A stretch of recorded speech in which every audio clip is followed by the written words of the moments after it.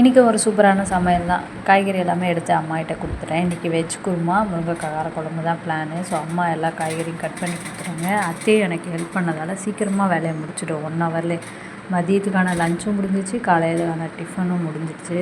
ஏன்னா நேற்றே லேட் பண்ணோமா, நேற்று ஃபுல்லாக கிச்சன்லேயே இருக்க மாதிரி இருந்துச்சு. ஸோ இன்றைக்கி சீக்கிரம் முடிச்சிட்டுனா கொஞ்சம் நேரம் உட்காந்து ஜாலியாக பேசிட்டு விளையாடிட்டு இருக்கலாம் அப்படின்ற பிளானில் தான் சீக்கிரமாக முடித்தோம்.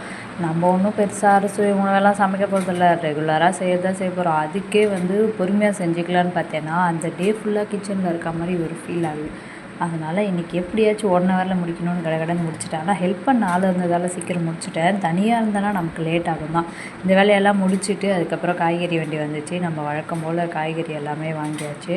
ஸோ என்னென்ன காய்கறி வாங்கினேன்னு பார்க்கலாம். தக்காளி வாங்கியிருந்தேன், அதுக்கப்புறம் மாங்காய், கத்திரிக்காய், வெங்காயம், பீன்ஸு, கேரட்டு, உருளைக்கிழங்கு, இஞ்சி வாங்கியிருந்தேன். முள்ளங்கியும் வாங்கியிருந்தேன். எனக்கு இந்த முள்ளங்கி ரொம்பவே பிடிக்கும், இந்த நாட்டு முள்ளங்கி.